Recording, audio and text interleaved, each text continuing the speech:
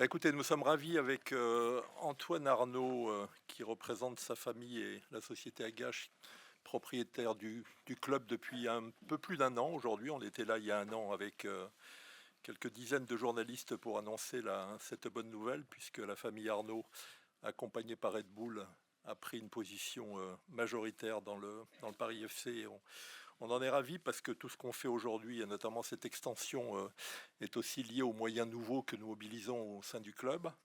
Donc nous sommes ravis avec l'ensemble des collectivités qui nous ont accompagnés dans cette discussion depuis de longs mois. Depuis de longs mois parce que le sujet était un petit peu compliqué, hein. Il y avait de la bonne volonté de tous les côtés. Donc Valérie Pécresse, la présidente de la région Île-de-France, est avec nous. Patrick Ollier est représenté par Quentin Gessel, le vice-président en charge des sports. Euh, Patricia Corchef-Lambert, la présidente du syndicat mixte du parc du Grand Godet, est avec nous également. Olivier Capitagno, le président du département, aussi. Et j'en profite pour saluer la présence à nos côtés des trois maires qui nous ont accompagnés dans cette réflexion. Imed Souine, la maire d'Orly, Tonino Panetta, le maire de Choisy, Didier Gonzalez, le maire de Villeneuve-le-Roi. Et je salue également parce qu'il nous appuie depuis l'origine, et notamment avec la mise en place de notre aventure dans le football féminin, avec le centre de formation féminin qui va être inauguré dans quelques mois. Donc vous avez vu quelques éléments d'ailleurs en construction en ce moment. Patrick Caram, le vice-président de la région, qui depuis 2019, depuis qu'on a inauguré cette nouvelle place forte du Paris FC à Orly, nous accompagne aussi dans cette aventure, dans cette belle aventure. Et puis je ne sais pas s'il est arrivé, mais Pierre Abadan, Pierre, bonjour. Pierre Abadan, l'adjoint au maire de la ville de Paris est là. Nous sommes sur un terrain de la ville de Paris et nous nous étendons sur les terrains du parc du Grand Godet, du syndicat intercommunal, donc qui représente à la fois les trois villes et le département. Et nous sommes ravis de cette convergence de toutes les collectivités pour nous aider dans ce projet. Alors le Paris FC, depuis un an, nous étions là avec Antoine il y a un peu plus d'un an, légèrement plus d'un an, a grandi depuis, d'abord parce que nous avons accédé à la Ligue 1. On a un petit moment difficile en ce moment, mais ne vous inquiétez pas, on est parti pour une installation durable en Ligue 1. Notre équipe féminine va jouer une partie importante après-demain en Norvège. J'espère qu'elle va franchir une nouvelle étape. Ça fait la quatrième année consécutivement qu'elle participe à la Ligue des Champions. Elle s'est installée aussi durablement après l'Olympique Lyonnais et le PSG dans le trio de tête du championnat. Elle a gagné la Coupe de France contre le PSG l'an dernier. Donc tout ça pour dire que ce club qui nous est cher, c'est un club mixte qui accorde beaucoup d'importance au football féminin à côté de l'équipe masculine qui a accédé à l'élite du championnat de France. Et dans cette extension, nous allons avoir la possibilité de donner à nos deux équipes d'élite, mais aussi aux deux centres de formation et à nos équipes de jeunes, la possibilité de travailler dans de meilleures conditions. Donc le projet que nous allons vous présenter aujourd'hui, c'est un projet qui permet de passer en gros pour le club de 8 hectares à 16 hectares, donc d'avoir une extension considérable. De passer en gros de 4 terrains à 9, dont 3 seront disponibles dès la saison prochaine. Alors c'est important parce que nous étions déjà un petit peu à l'étroit avant les transformations capitalistiques que j'ai évoquées et l'arrivée de la famille Arnaud. Nous le sommes un peu plus encore aujourd'hui avec l'accession à l'élite du championnat de Ligue 1. Donc c'était une nécessité sur le plan sportif, c'est une nécessité aussi sur le plan économique. L'objectif est d'offrir donc un espace mieux adapté, des infrastructures mobilisées au club, mais aussi de faire ça dans une logique de préservation de l'environnement et de création aussi de nouveaux parcs urbains plus proches des zones résidentielles, puisque nous allons dans ce projet permettre de transformer le parc du Bouvray, il y a 4 hectares dans la ville d'Orly, et de créer dans le parc d'Ingesser, sur 9 hectares, sur le territoire de Villeneuve-le-Roi, 2 ensembles très utiles pour les habitants de ces communautés. Et ça fait partie aussi de ce projet-là, Nous mordons sur un parc qui était effectivement pratiqué par les habitants d'Orly, de Villeneuve, de Choisy également, mais nous créons aussi un espace plus important avec une transformation notamment de deux parcs, celui du Bouvray et de Nongesser, qui vont apporter beaucoup de satisfaction aux habitants. Donc nous avions envie de rester sur ce territoire, le territoire du Val-de-Marne, le territoire de la région Île-de-France. Nous avons avec les trois collectivités, les trois villes, avec le département, avec la région, avec l'ensemble des acteurs et des collectivités locales concernées, mené ces discussions tranquillement, mais rigoureusement, en essayant de respecter les intérêts des uns et des autres, les intérêts des habitants qui sont portés par ceux qui sont mandatés pour le faire, les intérêts du club, et puis plus globalement les intérêts de ce territoire. Je crois que pouvoir concilier des parcs attractifs pour les habitants, mais aussi un projet moderne et un grand projet pour le football francilien, je crois que c'était une nécessité, un bel objectif, et nous y sommes parvenus. C'est un projet durable et inclusif. Pour la conception de ce futur centre d'entraînement, nous avons apporté une attention toute particulière à la dimension environnementale, afin de réduire au maximum son empreinte. Du choix des matériaux à la performance énergétique, tout a été pris en compte pour s'implanter le plus naturellement possible sur ces nouveaux espaces. Donc c'est un site qui va privilégier la sobriété et l'autonomie grâce à la récupération des eaux pluviales, aux toitures végétalisées et à l'installation des panneaux photovoltaïques. Le chantier fera également l'objet d'une attention toute particulière pour limiter les nuisances et favoriser l'insertion locale. Donc pleinement mobilisé sur les enjeux sociaux, éducatifs et sportifs, le Paris FC souhaite également, dans cette logique de partenariat intercommunal, renforcer les liens existants avec les écoles, les associations sportives et les dispositifs d'insertion locale. Le centre deviendra davantage encore un centre tourné vers les jeunes du Val-de-Marne, vers les jeunes de la région francilienne, pour être un lieu de formation, d'inspiration et d'opportunités concrètes.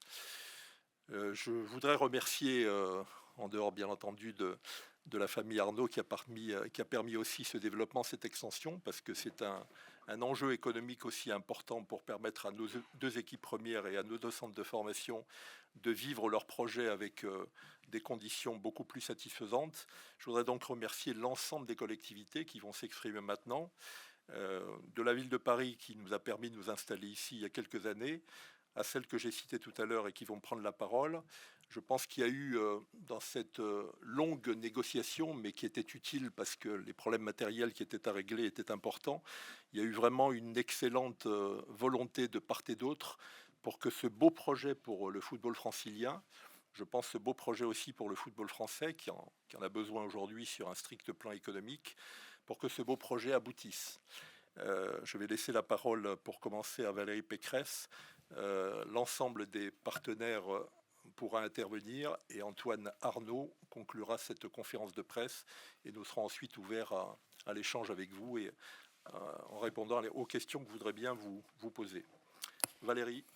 Merci Pierre. Alors, bon, vous le savez sans doute, mais donc la région a investi 2 millions d'euros pour l'extension de ce centre d'entraînement du Paris Football Club. Alors, pourquoi ? D'abord parce que c'est pour nous une infrastructure totalement structurante de l'écosystème du football francilien, avec une dominante féminine qui est absolument indispensable pour l'équilibre homme-femme dans la pratique sportive en Île-de-France. Et vous le savez peut-être, mais avec Patrick Caram, mon vice-président, nous avons mis en place une politique sportive qui est axée sur l'extension des pratiques féminines dans tous les sports d'Île-de-France. Les performances de l'équipe féminine du Paris FC sont exceptionnelles. On en est extrêmement fiers. Et on considère qu'il faut évidemment leur donner l'équipement, le centre d'entraînement qu'elles méritent. Alors ça fait 10 ans que la région Île-de-France est aux côtés du Paris FC. On est là aussi extrêmement fiers que le Paris FC ait intégré avec son équipe masculine la Ligue 1. On est aussi heureux d'avoir désormais un deuxième club, j'allais dire, qui incarne l'Est francilien, parce que même si maintenant vous jouez à Jambouin, vous êtes territorialement très intégré dans le Val-de-Marne, donc un territoire qui a aussi ses supporters, qui avait envie d'avoir son club. Quel est l'objectif de la région? Soyons clairs, nous sommes la première région du monde d'émergence et d'éclosion des talents en matière de football. La première région du monde. En fait, on ne se compare qu'avec un pays tout entier qui est quasiment un continent, le Brésil. C'est-à-dire, il y a le Brésil et l'Île-de-France en termes de pouvoirs de talent footballistique. Donc ça veut dire quoi? Ça veut dire que nous avons une pépinière de talents qui ne cherche qu'à éclore. Pour que cette pépinière de talent éclose, il nous faut des équipements structurants. C'est pour ça que nous sommes derrière tous les projets de centres de formation qui sont prévus en matière de football. On a financé le centre Michel Hidalgo à Clairefontaine pour la Fédération française. On a financé le club de Morfondé, de centre d'entraînement de Morfondé pour la Ligue Île-de-France. On a financé, c'est un gros mot, mais je le dis quand même, le centre d'entraînement de Marville pour le Red Star. On va aussi, l'année prochaine, financer un très beau centre d'entraînement pour le district 93 à Coubron. Et nous surveillons avec beaucoup d'attention, je ne devrais pas en parler ici, mais les projets de montée en puissance des centres de formation du FC Versailles et des Créteil-Lusitanos. Vous comprenez que nous avons... Pourquoi? Parce que notre ambition n'a pas de limite. L'ambition de l'Île-de-France, le ciel est la limite. Une région comme l'Île-de-France, avec sa pépinière de talents footballistiques, pourrait avoir jusqu'à 5 clubs en Ligue 1. C'est pas le cas du tout. Et quand on disait qu'on voulait un deuxième club en Ligue 1, tout le monde nous riait au nez. Je voudrais vraiment remercier Pierre Ferracci, Antoine Arnaud, les actionnaires du club, les entraîneurs, pour cette magnifique performance de l'année dernière. Mais on a montré que le plafond de verre n'était pas infranchissable. Le Paris FC a réussi l'exploit. Voilà. Donc nous n'avons pas de limite. Et toutes ces infrastructures structurantes, c'est de l'inclusion, de l'éducation, de la réussite, de l'égalité des chances, de l'ascenseur social pour des milliers de jeunes qui participeront ensuite à l'écosystème sportif. Et moi, ce qui me plaît dans ces centres d'entraînement, c'est que tous les clubs aujourd'hui font l'effort de mettre aussi de la formation scolaire, de la formation académique à côté de la formation sportive. C'est-à-dire qu'ils ne prennent pas ces jeunes, j'allais dire, comme de la chair à canon pour jouer. Ils les font grandir. Voilà. Que ce soit les garçons, que ce soit les filles. Et donc, ces centres de formation ont vraiment un rôle de cohésion régionale. Et ils ont un rôle vraiment d'attractivité de la région. Et c'est pour ça que nous sommes à leur côté. Juste un tout petit mot pour dire que s'agissant du PSG, nous n'avons jamais rien financé, mais nous aidons quand même le PSG lorsqu'il s'agit d'avoir des autorisations administratives pour le club, pour le centre d'entraînement de Poissy, par exemple. Tout ça a été extrêmement complexe à mettre, et la région a été aux côtés pour aider aussi le club, mais pas du tout financièrement, il n'en avait pas besoin. Voilà. Et dernier mot sur l'écologie. Parce que certains vont dire c'est de l'artificialisation des sols, ces centres d'entraînement. On a le sujet avec le PFC, mais on l'aura avec d'autres clubs, évidemment, s'ils veulent faire des centres d'entraînement. Oui, c'est de l'artificialisation, mais la région est extraordinairement exigeante en matière écologique. Et dans le schéma d'aménagement de la région Île-de-France, qui s'appelle le SDRIFE, qui dit où est-ce qu'on peut construire et où est-ce qu'on ne peut pas construire, on a l'obligation absolue de la compensation écologique. L'obligation absolue. Ça s'appelle le zéro artificialisation net. Ça veut dire que si on construit à un endroit d'Orly, on doit désartificialiser ailleurs. Et c'est ce que le PFC a fait de manière totalement exemplaire. Et je suis ici pour dire que je suis garante de cette compensation écologique. Voilà. Merci Valérie. J'ai oublié de dire aussi que je saluais l'exigence du PFC en matière de parasport. Oui. Parce que là aussi, pour la région, c'est très important. Le club est exemplaire en matière de parasport et nous avons remis à Kamel Saouchi, qui est l'entraîneur du parasport Paris FC, la médaille de la région il y a quelques jours. Et c'est très important. Et vraiment, le Paris FC coche toutes les cases de l'exemplarité pour nous en matière de formation et d'inclusion. Merci Madame la Présidente. Une deuxième présidente, la présidente du syndicat mixte du Parc du Grand Godet, Patricia Korchef-Lambert. Merci Pierre, bonjour à tous. Merci à Pierre, à Valérie pour leurs interventions. Et c'est vrai que j'adhère complètement à ce que vous venez de dire. Avec la casquette vice-présidente en charge des sports du département du Val-de-Marne aussi, à côté de mon président Olivier Capitagno, nous sommes très vigilants au sport sous toutes ses formes.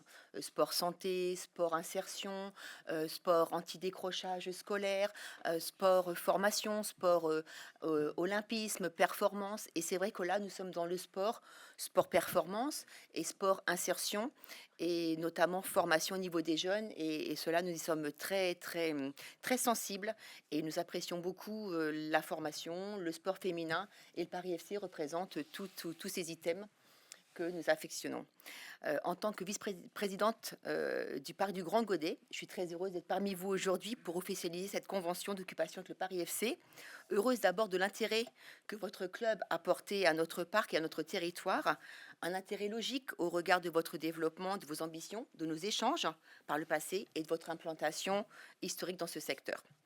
En tant que président du Parc du Grand Godet, ma priorité a toujours été d'assurer la qualité des infrastructures du parc et la possibilité au plus grand nombre de venir pratiquer du sport gratuitement ici. Nous avons particulièrement veillé à ce que cela soit au centre de ce partenariat. Cela témoigne aussi d'une confiance forte envers nos équipes, puisqu'une partie de nos agents aura la mission d'assurer l'entretien du futur site, et je sais qu'ils le feront avec l'engagement et le professionnalisme qui les caractérisent. Enfin, pour les habitants des communes aux alentours, le parc restera ouvert, accessible, vivant. Ces derniers mois, nous avons inauguré 2 nouveaux terrains de foot à 5, qui peuvent accueillir 2 équipes de 5 joueurs sur 10 créneaux par jour, soit environ 200 joueurs par jour, 60 000 joueurs par an, cela n'est pas rien, ainsi que 4 terrains de basket 3-3 que nous avons inaugurés, qui ont une fréquentation d'environ 100 joueurs par jour. Également, nous avons inauguré une piste d'athlétisme utilisée par les clubs et les collèges, qui ont une 50aine d'utilisateurs chaque jour. Et nous n'allons pas nous arrêter là. Un nouveau skatepark verra bientôt le jour, de même qu'une nouvelle aire de jeu. Nous lancerons également la rénovation et la couverture des terrains de tennis et de basket afin d'améliorer la qualité d'infrastructure et d'augmenter leur utilisation. Je remercie mon ami Patrick Caram en face de moi, vice-président en charge des sports de la région, qui est toujours là pour nous soutenir. Merci Patrick. Le parc du Grand Godet sera plus que jamais, et Valérie bien sûr, mais Patrick et Valérie sont liés. Je suis très heureuse de ce partenariat, convaincue qu'il ouvre une nouvelle ère dynamique pour le parc, pour le Paris FC et pour tout notre territoire. Et j'en suis certaine, ce n'est que le début de l'histoire. Merci à vous tous. Ensemble, on est plus fort et nous en faisons la démonstration aujourd'hui. Merci Madame la Présidente, chère Patricia. Je vais passer la parole à Olivier Capitagno, qui est le président du département du Val-de-Marne. Merci Président. Bonjour à toutes et à tous. C'est évidemment une belle journée aujourd'hui. Je dois vous dire que je suis un président de département heureux ce matin, ce qui pour des responsables de collectivités locales en ce moment n'est pas toujours le cas. Donc la semaine commence fort bien. Très heureux parce que d'abord c'est le résultat d'un long travail de discussion et de négociation. Ça fait presque 1 an maintenant, avant même d'ailleurs que le club accède à la Ligue 1, que les discussions ont commencé. Et je dois dire que ces discussions, évidemment, elles ont nécessité de l'écoute, de la compréhension, un dialogue fourni de chaque côté avec les communes, le club, le département. Mais je dois vraiment saluer la région, la métropole, saluer l'état d'esprit dans lequel tout ceci a été conduit. Et avec l'actionnaire, tout ceci a été fait de manière... chacun à l'écoute des besoins et des contraintes des uns et des autres.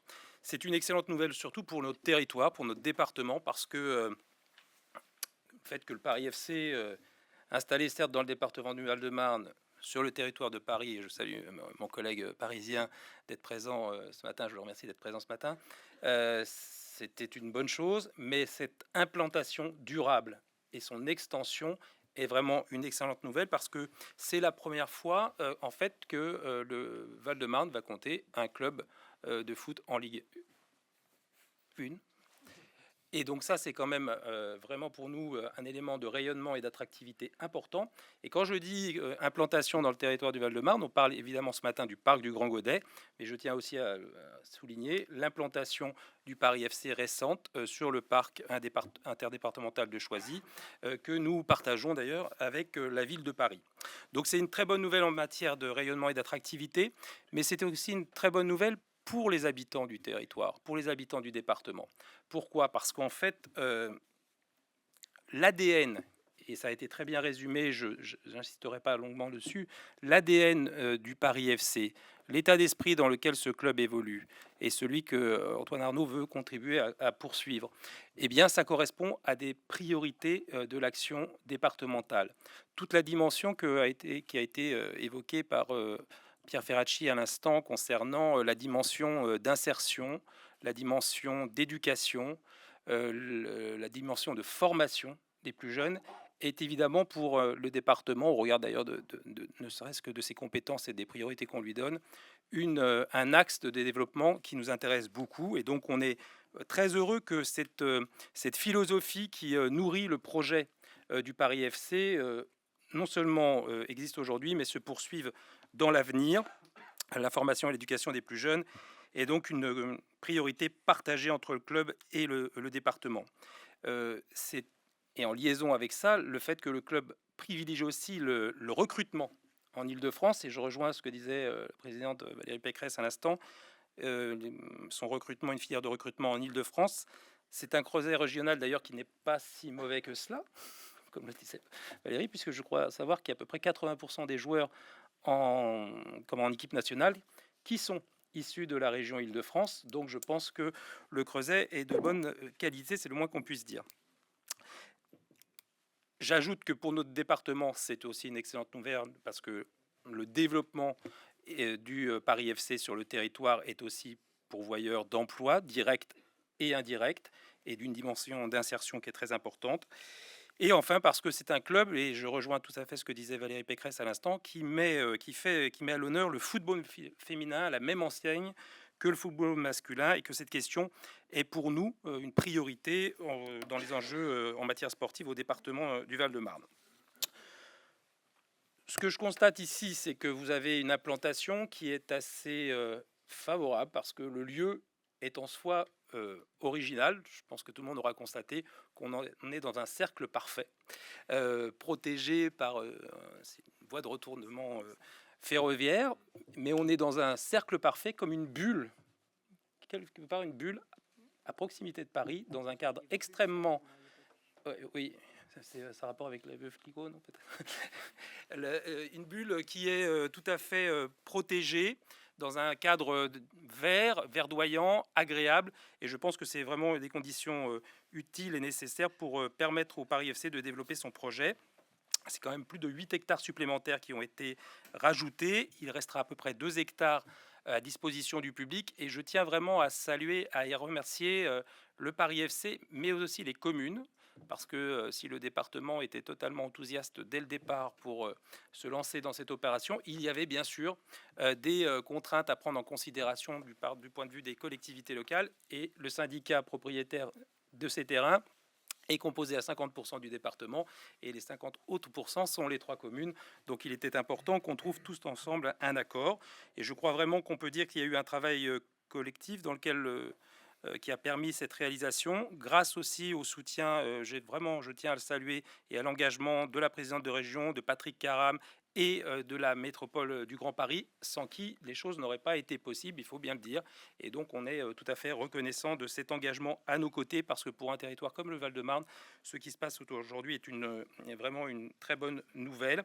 Et nous avons cherché avant tout dans cette affaire à être des facilitateurs pour un projet sportif qui a beaucoup de sens et évidemment des conséquences extrêmement positives, à la fois pour le devenir du territoire et surtout pour celui de ses habitants. Merci, Monsieur le Président. Merci, cher Olivier. Je vais passer la parole à Quentin Gessel avec une petite pensée pour Patrick Ollier, qui aurait voulu être là, qui nous a accompagnés notamment pour réfléchir au développement du parc Nagesser, quand nous étions avec les maires et Patrick Caram et la représentation du département également. Donc je passe la parole à Quentin Gessel, qui est le vice-président de la métropole du Grand Paris en charge des sports. Merci Pierre, bonjour à toutes et à tous.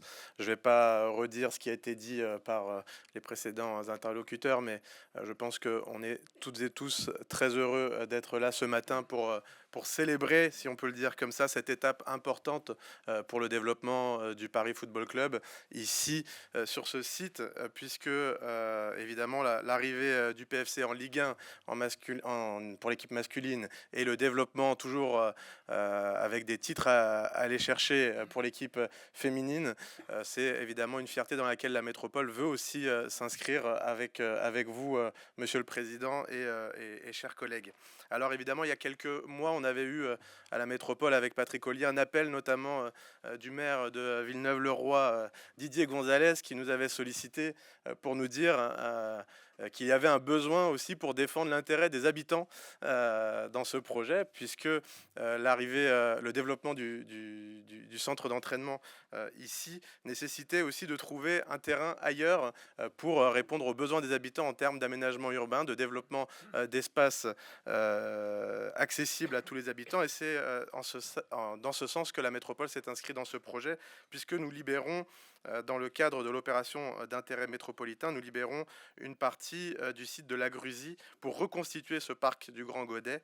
C'est évidemment une étape importante pour nous, puisqu'elle permet aujourd'hui de développer l'infrastructure sportive du Paris FC. À la suite de cela, bien sûr, on s'est mobilisé pour permettre cette reconstitution sur le site Ningesser.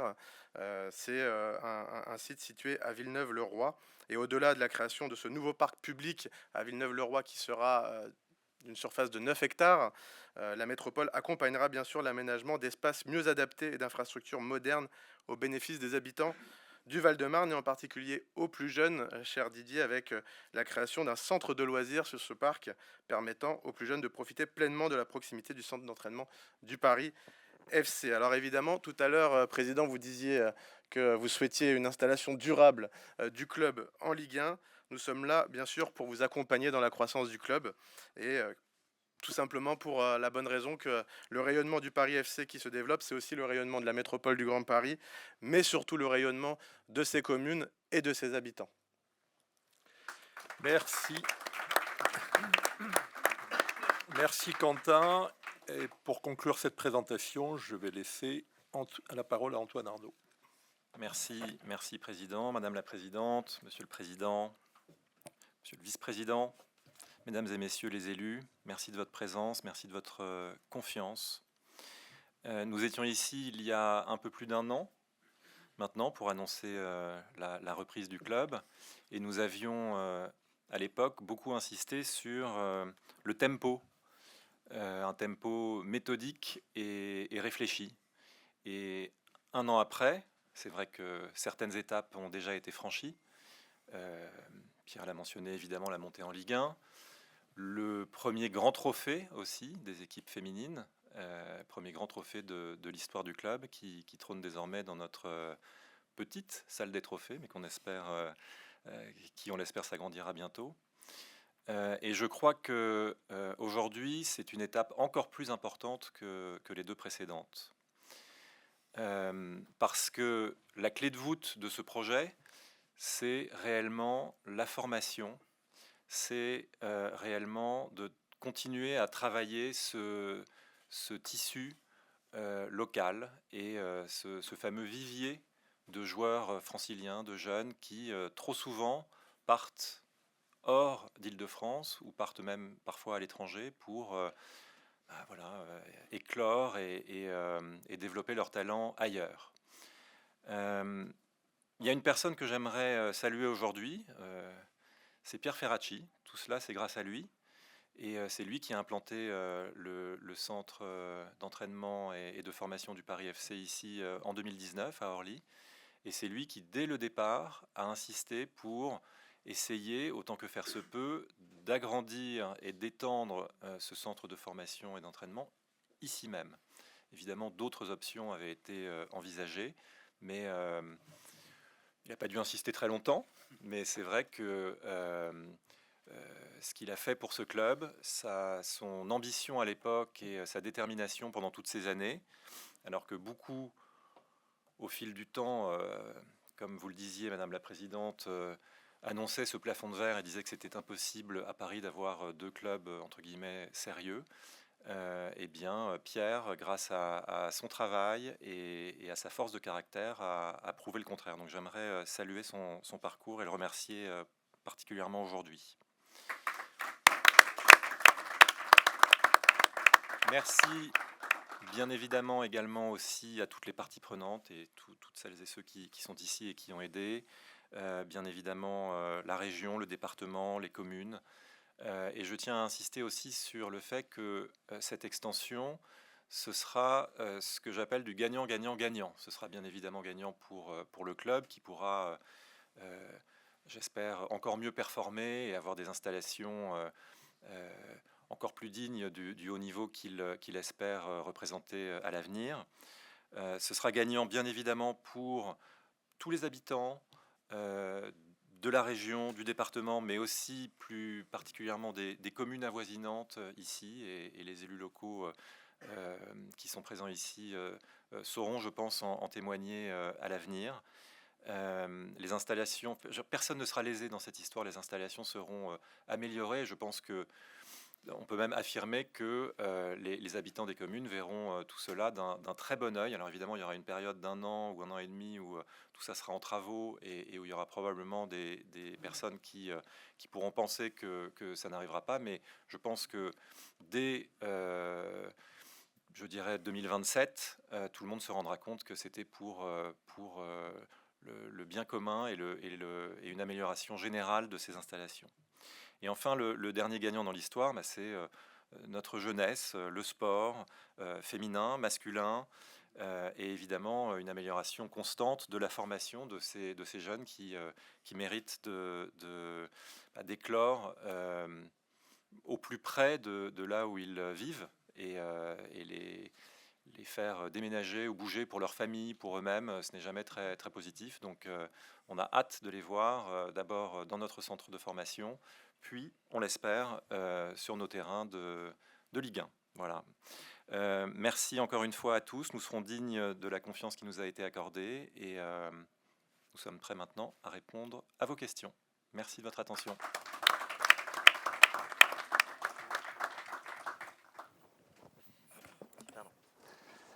Bonjour, Bruno Fraioli de sportbusiness.club. Est-ce que l'on peut avoir quelques détails sur le financement de cette opération? Et alors, j'ai pas bien compris parce que là aujourd'hui vous avez 8 hectares, vous allez rajouter 8 hectares, ça en fait 16. Et les 2 hectares supplémentaires dont vous parlez, est-ce qu'ils sont dans ces 8 hectares? Est-ce que c'est des hectares en plus? Est-ce que c'est financé dans le plan? Voilà, merci. Non, nous avons effectivement, nous sommes installés sur ce terrain de la ville de Paris à Orly sur 8 hectares et nous allons effectivement avoir 8 hectares supplémentaires pour faire au total 5 terrains supplémentaires par rapport aux 4, pas tout à fait 4 d'ailleurs parce qu'il y en a un qui n'est pas tout à fait aux normes, qui sont présents aujourd'hui sur ce périmètre. Donc on passe bien de 4 à 9 terrains. J'insiste sur le fait que 3 terrains seront prêts dès la saison prochaine, puisqu'on a vraiment... avec nos 2 équipes féminines, avec les centres de formation, l'équipe réserve aujourd'hui beaucoup de difficultés à trouver un équilibre. Donc nous passons de 8 à 16. J'en profite pour dire effectivement, les uns et les autres l'ont souligné, c'est que nous allons créer 13 nouveaux hectares d'espace vert avec les 2 parcs du Bouvray et le parc Ningesser que nous avons évoqués. Donc au final, la balance sera aussi positive pour les habitants des villes et du département. Enfin, je le dis parce qu'il y a toujours des petites critiques qui sont faites quand un projet sportif se développe. C'est pas du tout au détriment des habitants des collectivités concernées, puisque nous faisons, Antoine vient de le souligner, quelque chose qui, de mon point de vue, puisque je connais les plans, notamment des 2 parcs qui vont bénéficier de ces investissements, je pense qu'il y aura du mieux à l'arrivée, du mieux en termes de territoire et du mieux en termes de qualité des infrastructures. Et en termes de taille aussi, puisqu'en net, il y a 5 hectares supplémentaires qui seront alloués à ces installations. Le financement du club, on est toujours assez discret là-dessus, à la fois parce que nos actionnaires sont discrets, moi-même, depuis longtemps, je suis assez discret sur les enjeux de financement. C'est un investissement lourd qui porte sur les 3 années qui viennent et qui est financé par le club et par ses nouveaux actionnaires. Donc c'est quelque chose de significatif. Je confirme. Bonjour.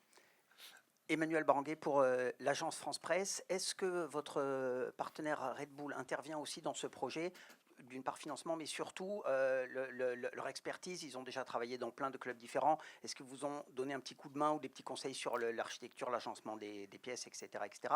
Et puisqu'on parle du projet à long terme du Paris FC, est-ce qu'il y a quelque chose de nouveau à dire sur le stade, ou pour l'instant c'est toujours Jean Bouin à un horizon assez lointain? Merci. Alors concernant Red Bull, ils ont été très actifs et plus que conseils sur le sujet, puisque ils ont été les premiers à venir ici, même je crois avant la conférence de presse qu'on avait eue il y a un an pour visiter les lieux. Et très vite, nous avons été sur cette fameuse butte, sur laquelle je crois certains d'entre nous iront après, pour essayer de comprendre un petit peu comment tout ça a été agencé. Ils sont conseils sur tous les sujets du club, le sportif, les infrastructures, la gouvernance, et ils nous aident énormément pour essayer de grandir un petit peu à l'image de ce qu'ils ont réalisé en Autriche ou en Allemagne. Donc on leur fait confiance. Ils sont aussi donc notre actionnaire minoritaire, et ils ont ils ont un intérêt financier à ce que tout ça soit fait en bonne intelligence et encore une fois dans ce bon tempo. Nous, on a une grande confiance en eux et donc on avance évidemment avec des équipes ici qui sont très compétentes également. Mais l'idée de ce partenariat avec Red Bull, c'était d'avoir un partenaire qui est un sachant et qui connaît ça par cœur. Donc oui, ils ont eu leur mot à dire, comme ils ont eu leur mot à dire à l'époque sur le changement de stade. Quand on a quitté Charletti, pas de manière précipitée, mais qu'on a, on va dire, accéléré les négociations avec Jean Bouin, c'était suite à un match à Charletti où toute l'équipe de Red Bull, y compris Klopp, Jürgen Klopp, sont venus. Et ils nous ont dit, écoutez, si vous voulez progresser et c'est bien d'avoir un bon tempo, mais il faut aussi essayer d'être compétitif assez vite dans le football, sinon ça peut vite se retourner contre vous. Ils ont dit, vous devez probablement changer de stade le plus vite possible. Et donc ils nous permettent aussi de prendre conscience de certaines choses, et que ce soit sur le stade ou sur ce centre qui n'était peut-être pas à la hauteur d'une grande équipe ou d'une future grande équipe de Ligue 1, ils nous ont permis de faire les choses dans ce sens. Sur le stade, on est installé, comme vous le savez, à Jean Bouin pour les 4 ans à venir, puisque nous avons signé un accord avec le Stade français qui exploite le stade dans le cadre d'une convention d'occupation du domaine public. On est très content d'être arrivé à Jean Bouin. Ça a été des travaux extrêmement importants pendant l'été, un peu sportifs d'ailleurs, entre le 2 juillet et le 21 ou le 23 août, là, puisqu'il fallait terminer dans les délais. Et on est ravis d'être accueillis là-bas, d'avoir ce partenariat avec le Stade français, qui n'est pas toujours facile en termes d'agenda articulé. Mais on a une enceinte qui correspond à nos besoins, notamment en Ligue 1. L'équipe féminine occupe toujours Charletti, joue quelques matchs. J'en profite pour dire le prochain match de Ligue des Champions contre le Barça, la Barcelone, sera joué à Jean Bouin. Et donc on s'équilibre entre les deux stades. On est toujours affectivement attaché à Charletti, mais on est ravis de partager Jean Bouin avec le Stade français. Oui. Merci.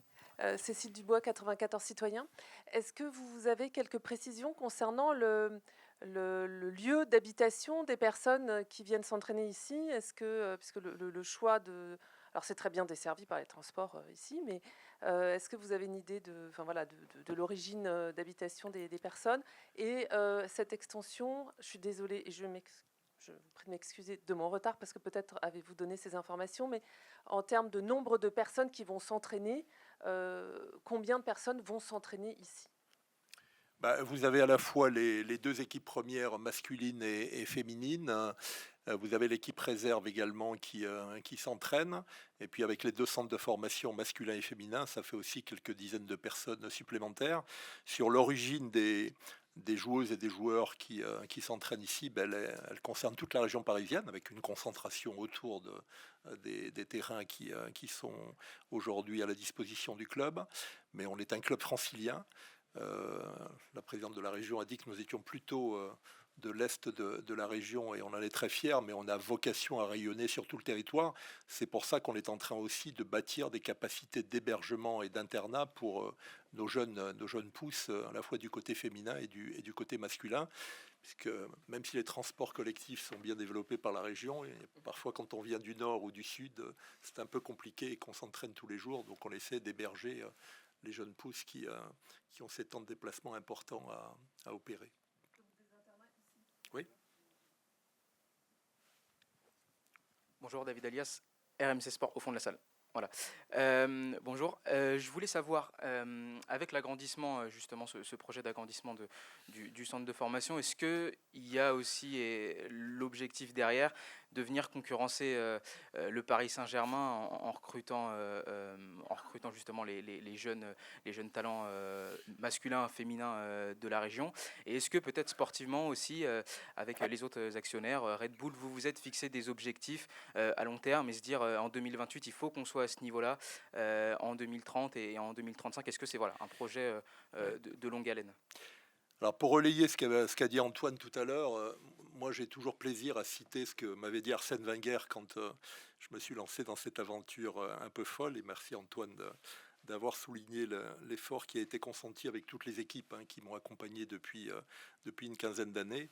Arsène Wenger m'avait dit si tu veux faire un deuxième club à Paris à côté du grand club d'à côté qui existe déjà, il faut que tu mettes la formation en coupe réglée, au bon sens du terme. Et il m'avait dit le bassin francilien, je reprends ce que Valérie Pécresse disait tout à l'heure, est le meilleur bassin du monde avec celui de Sao Paulo au Brésil. Ça tombe bien d'ailleurs parce que Rai, qui nous accompagne depuis un moment, a exercé ses talents aussi dans le club de Sao Paulo. Et on est très fiers d'avoir une région, effectivement, parce que Sao Paulo et sa banlieue, c'est plusieurs dizaines de millions de personnes. Donc on a travaillé là-dessus. Et moi, j'avais dit à Antoine, et je pense que la famille, il a répété tout à l'heure, a bien perçu l'enjeu, que l'objectif c'était d'abord et avant tout, et puis le reste suit, et les équipes d'élite suivent, de faire d'excellents centres de formation. Et on a la chance d'avoir un terreau extraordinaire. Il faut qu'à terme, les centres de formation féminins et masculins du Paris FC soient parmi les tout meilleurs de France. Je ne vais pas dire les meilleurs de France, mais en tout cas parmi les tout meilleurs de France. Et sur cette base-là, avoir deux équipes premières, qui aient des colonnes vertébrales qui soient celles de la région francilienne. On est déjà en bonne voie pour le faire. On est plus avancé du côté de l'équipe féminine parce qu'elle est dans l'élite depuis un certain temps. Et puis ça va venir progressivement pour l'équipe masculine. Je précise que la région parisienne étant ce terreau extraordinaire, tous les grands clubs de province, mais surtout tous les grands clubs européens viennent piocher chez nous. Et quand Arsène Wenger me disait ça, il avait commencé lui-même à Arsenal à regarder de très près la région parisienne, avec Anelka d'ailleurs, qui était tout jeune à l'époque. Donc on a de la concurrence qui est européenne, mais on a les moyens avec des nouveaux actionnaires aujourd'hui, avec la famille Arnaud et avec Red Bull, effectivement, dans l'accompagnement méthodologique de réflexion sur le développement du projet, d'avoir demain d'excellents centres de formation et donc des équipes premières bâties sur cette base francilienne de plus en plus.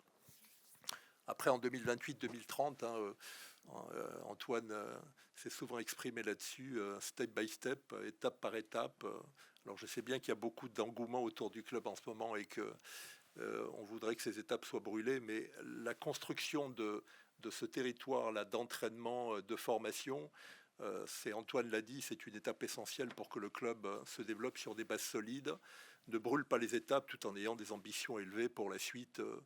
Pour l'équipe féminine, c'est déjà un petit peu fait au niveau européen. Pour l'équipe masculine, ça prendra un peu plus de temps, mais tout le monde a l'espoir qu'un jour ou l'autre, ça arrive. Bonjour, Denis Ménétrier pour Le Monde, au milieu, ici. Je profite de cette étape supplémentaire dans le développement du club pour vous poser une question. Alors, l'idée, c'est pas de concurrencer le Paris Saint-Germain tout de suite maintenant, mais sur la question de la base populaire, des supporters, comment faire pour le Paris FC pour essayer justement d'aller grappiller de plus en plus de fervents supporters. Vous êtes satisfait du nombre d'abonnés cette saison à Jean-Bouin, mais comment faire pour, dans la durée, aller concurrencer le Paris Saint-Germain, aller chercher peut-être les supporters qui sont supporters du Paris Saint-Germain et faire en sorte qu'ils deviennent peut-être les vôtres? Bah, il y a un espace pour tout le monde à Paris. Je veux dire, on est un bassin énorme. On le voit bien d'ailleurs, puisque tout le monde a remarqué que à Jean-Bouin, il y avait beaucoup de monde. On a fait 4 matchs sur les 7 qu'on a joué à guichet fermé. Alors il y a toujours un petit peu de no-show parce que on a effectivement atteint la barre de nos abonnés de l'objectif qu'on s'était fixé de 7000 très vite avant le premier match de championnat. Et puis pour renvoyer à votre question, vous savez qu'on avait fait, et moi j'en suis très fier parce que c'était pas évident, c'était aussi un risque à prendre en abandonnant quelques recettes. On avait une politique de gratuité en Ligue 2 qu'on n'a pas préservé en totalité en Ligue 1 parce que les enjeux économiques sont d'une autre nature, mais on a gardé, avec l'accord bien entendu de nos nouveaux actionnaires, 2000 places gratuites à Jean-Bouin, et on a fait une tarification grand public dont tout le monde reconnaît qu'elle est très accessible pour permettre justement l'accès au stade d'un public populaire. On a créé les conditions de ce public en Ligue 2, on a un nouveau public qui arrive, on a gardé une bonne partie de l'ancien bien entendu à Jean-Bouin, et on est très content à la fois de l'ambiance qui se déroule à Jean-Bouin, dont on bénéficie à Jean-Bouin, et puis du remplissage du stade. Alors bien entendu, ça va avec les résultats, mais l'engouement de notre montée en Ligue 1 aujourd'hui est tel que on n'a pas trop de soucis pour, à côté du PSG, qui a son public et depuis longtemps, qui est installé à la tête du football européen maintenant avec la victoire en Ligue des Champions, on n'a pas trop de soucis pour créer une alternative, un projet un peu différent, avec notamment cet enjeu de formation et cet équilibre entre cette mixité, cet équilibre entre le football masculin et le football féminin, qui est aussi une partie de l'ADN du club. Après, on a du chemin à faire. Vas-y, excuse-moi Pierre. Il y a beaucoup de supporters qui viennent voir les deux clubs et qui vont au parc un samedi et qui vont le samedi suivant ou le dimanche suivant à Jean-Bouin. Il y en a de nombreux. J'en connais beaucoup. Oui, bonjour. Alors, aussi un peu la parole des maires. Donc, je suis le maire de Choisy-le-Roi et je suis vraiment particulièrement heureux de cet aboutissement. Dès le départ, j'ai cru énormément à ce projet. Je me suis battu au sein du CA, quitte à en être très emmerdant, vis-à-vis de Patricia, même par moment, un petit peu. Mais bon, c'était pour la bonne cause. On te connaît. Ah, on me connaît. Bon. Très bien. Donc, non, mais vraiment, merci. Monsieur le Président, j'ai bu vos paroles. Je suis venu plusieurs fois de manière anonyme à Charletti voir le Paris FC. Parce que j'espère, et pour l'instant ça a été le cas, en tant qu'ancien éducateur sportif, je ne dis pas entraîneur, puisque j'ai entraîné 14 ans au club de Choisy-le-Roi, qui avait quand même une certaine aura, et j'ai une pensée pour le président Vertolari, qui est là-haut. Je me disais, mais qu'est-ce que ça aurait été formidable avec lui comme président. C'est le créateur du Variété Club de France, qui avait fait venir Dominique Battenet pour entraîner Choisy-le-Roi. Et ça aurait été formidable, et modestement, oui, je vais me servir de ce que vous avez dit, je vais bien le faire savoir pour nos jeunes, parce que les journalistes parlaient du vivier. En Ile-de-France, il y a un vivier extrêmement important, surtout dans le Val-de-Marne. Nous n'avons pas toujours eu les structures, les possibilités nécessaires de les accompagner jusqu'au plus haut. Mais j'ai volontairement dit que j'étais éducateur sportif, et là je m'adresse par exemple une idée à notre ami Patrick Caram à la région, et qui est à mes côtés. Et s'il y a un combat à mener et que vous êtes à même de gagner et qui vaut largement une Coupe d'Europe, c'est celui contre la violence. Et là-dessus, les maires et les clubs, nous avons un rôle à jouer. Notamment, cher Patrick, crée un label éducateur sportif autour des stades de trop nombreux, parce que sur les licences, ça a peut-être changé depuis 15 ans, mais il y avait écrit éducateur sportif et non pas entraîneur. Et pour moi, ça a une importance vitale importante, surtout dans ce monde de violence que nous vivons. Et pour éradiquer la violence dans les stades, ça commence là. Avec les parents autour du stade qui voient tout ce qu'ils ont enfanté, des Pelé, Maradona et compagnie et Platini, faut calmer tout ça. Je sais que les éducateurs sportifs s'y attellent, mais ils ont besoin de beaucoup d'aide, beaucoup d'aide. Et je compte sur vous pour véhiculer ces valeurs que je retrouve, à travers vous, je retrouve le football de mon enfance. Ne nous décevez pas là-dessus. Je vous souhaite bien sûr d'aller au plus haut. lorsque j'étais éducateur sportif, j'avais commencé par dire qu'il fallait savoir perdre. Oh là là, j'ai failli être envoyé du club, j'avais tous les parents sur le dos. Bon, ça n'a pas changé depuis, hein, chère Valérie, j'ai beaucoup de monde sur le dos. Mais c'était important. Quand même. Et j'étais heureux d'entendre Didier Deschamps dire un peu ça. Savoir perdre, ça ne veut pas dire accepter la défaite, pas du tout. Mais on ne peut pas gagner si on ne sait pas analyser une défaite. Et c'est important à l'inculquer dans l'esprit des jeunes, qu'ils analysent pourquoi ils ont perdu, etc. Ça fait partie des rôles de l'éducateur sportif. Et dans les valeurs du football, qui est le sport planétaire le plus populaire, on a une responsabilité. Et moi, c'est ce que j'attends de vous après vous, c'est éradiquer cette violence. Ne renoncez pas à toutes vos valeurs que vous avez portées, mais je vous souhaite quand même de pouvoir assister un jour à une finale de la Coupe des Champions Inter de Milan, le club de mon cœur, et le Paris FC au Parc des Princes, puisque ça sera votre nouveau stade. Certains savent ici que je serais un peu embêté si c'était cette finale. Monsieur le maire et monsieur l'éducateur, moi je dis toujours que le football c'est à l'image de la société. Il y a les plus belles des valeurs, l'émulation, le dépassement, la performance de haut niveau, les yeux des enfants qui brillent quand ils voient Mbappé et puis d'autres grands joueurs. Et puis il y a les pires aussi de ces valeurs, le racisme, l'homophobie, la violence. Bon, on est très attentif depuis l'origine du Paris FC sur ce terrain-là. C'est pas toujours facile. Il y a eu quelques incidents hier entre nos ultras à l'occasion du match du Havre qui nous peinent beaucoup et qu'on va traiter de façon aussi énergique que d'habitude. Mais tous nos éducateurs dans le club sont sensibles aux questions que vous avez évoquées, tous. Et quand vous baladez d'ailleurs sur le campus, vous voyez que d'abord les jeunes sont bien éduqués, sont polis, saluent toujours tout le monde quand ils passent. Mais sur ce terrain-là de la violence, on sera d'une grande fermeté parce que c'est une des plaies du football. C'est le sport le plus populaire de la planète, mais malheureusement, il est victime aussi de dérapages dans les sociétés dans lesquelles nous vivons qui sont insupportables. En tout cas, comptez sur nous pour que, même quand il y a des moments difficiles, il y en a eu un petit peu hier et qui ne nous a pas échappé, qu'on va traiter énergiquement, mais on fera en sorte que l'image du Paris FC soit irréprochable. C'est aussi un problème pour nos actionnaires que cette image-là soit irréprochable. Ils le souhaitent, ils le veulent, et ils ont investi dans ce club aussi parce qu'ils savent qu'on est attaché à ce type de valeurs. Après, c'est un combat permanent, et je vous dirais qu'on a besoin de tout le monde, hein, de l'environnement, de vous, les collectivités locales, mais en matière d'éducation, on sera au rendez-vous, comme on l'est sur l'insertion, la mixité. C'est une préoccupation permanente. Je voudrais juste rebondir sur la question de Tonino.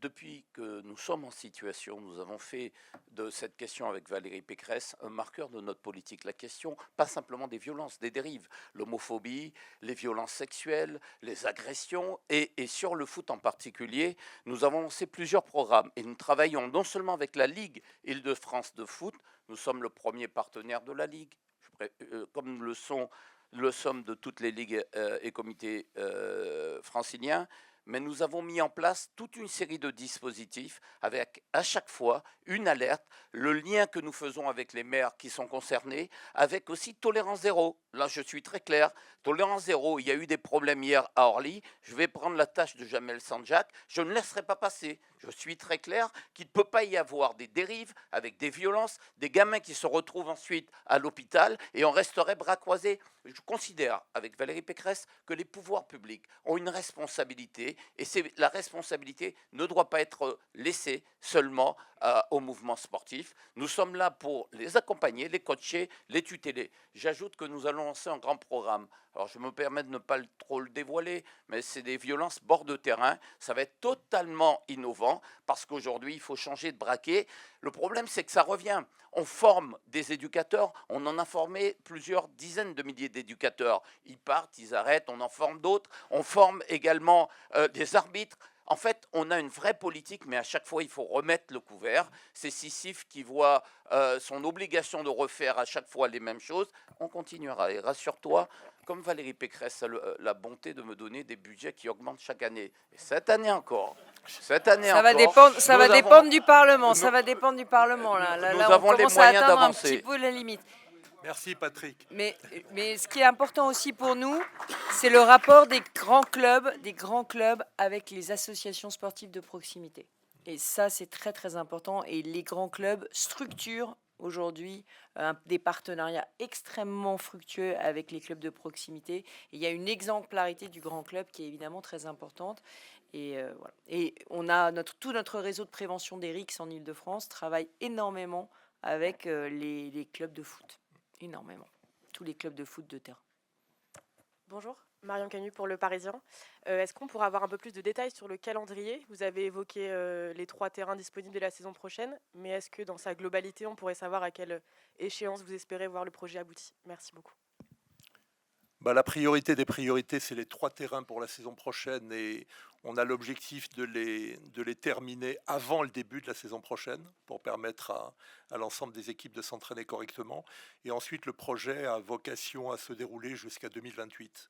Il s'étale sur les 3 années qui viennent.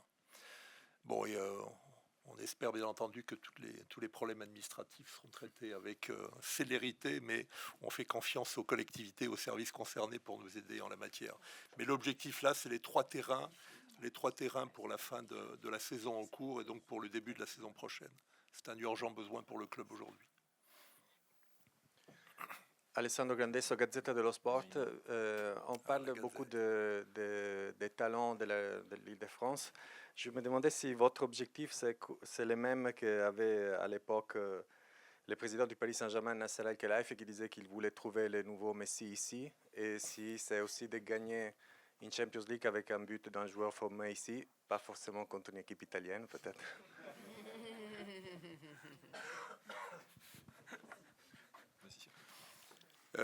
Écoutez, j'ai dit que la colonne vertébrale du club, petit à petit, pour l'équipe féminine comme pour l'équipe masculine, devrait s'établir à partir du potentiel de la région francilienne.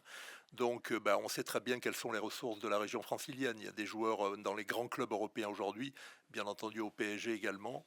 On a envie de suivre ce chemin-là et d'avoir un jour peut-être effectivement le but d'une finale de Ligue des Champions. On n'en est pas là, marqué par un jeune francilien. Voilà, je vois Antoine à côté qui dit on n'en est pas là, on n'en est pas là. Si ce n'est pas l'espoir du club, en tout cas c'est l'espoir de la région, indubitablement. On a un petit coup de mou en ce moment, mais c'est normal pour un club promu. On n'a pas c'est rien. Effectivement, il a raison, l'éducateur maire de Choisy. Voilà. Donc, puis on espère surtout que l'équipe féminine nous apporte une grande satisfaction mercredi en Norvège, dans le froid de la Norvège. On se déplace à quelques-uns avec Jean-Marc Callot et quelques responsables du club. Mais étape par étape, parce qu'autrement, je sens toujours Antoine à juste titre qui dit qu'on a encore beaucoup de chemin d'étapes à franchir. Qui d'autre? Avant qu'on fasse la visite des lieux, notamment qu'on aille sur la butte. Mon cher Didier. Commentaire de Didier et une dernière question. Merci beaucoup. Alors bon, c'est pas vraiment une question, mais c'est pour apporter un témoignage parce que je voudrais rendre à César ce qui est à César et à vous tous vous remercier pour ce que vous avez fait parce que très franchement, c'est une magnifique aventure sur des territoires qui sont pas forcément très exposés, très favorisés par Dame Nature. Et donc là, c'est une magnifique aventure. Et le président Arnaud l'a dit tout à l'heure, il s'agit du gagnant, gagnant, gagnant. Et en réalité, je voudrais porter témoignage des collectivités qui sortent aussi gagnantes de tout cela. Alors certes, gagnant parce qu'on retrouve ces terrains, et c'était tout à fait essentiel, puisque nous avons nos populations qui vivent ici. Bon, ça c'était vendu avec. Mais aussi, et ça va plus loin, peut-être pour porter le projecteur sur un élément qui est la politique sociale que vous comptez mener et l'esprit dans lequel vous arrivez et vous souhaitez développer votre club. Et pour moi, qui n'est pas forcément grandi dans le foot, eh bien, c'est vraiment l'approche que j'ai découverte au fil des nombreuses réunions que nous avons menées. Et que pour que tout ceci puisse se faire, eh bien, nous avons grandement bénéficié de l'accompagnement de la région Île-de-France, de mon ami Patrick Caram, puisqu'il était un des premiers à nous recevoir dans son bureau pour faciliter les choses. Et son maître mot a été de dire, mais comment on peut aider? Voilà, comment on peut aider? Ben, c'est ce qu'on attend, nous. Voilà, comment on rend le rêve possible. Et puis, bien sûr, la métropole du Grand Paris, avec Patrick Ollier qui est venu aussi sur place. Bref, c'est toute cette chaîne qui fait que ben, c'est une magnifique aventure et qui, en tous les cas, fera briller les yeux des enfants, leur donner un magnifique espoir, leur montrer que les choses sont possibles puisqu'elles sont visibles à côté de chez eux et pas uniquement à travers les écrans télé. Merci. Merci, monsieur le maire. Merci, cher Didier. Une dernière question, peut-être? Oui.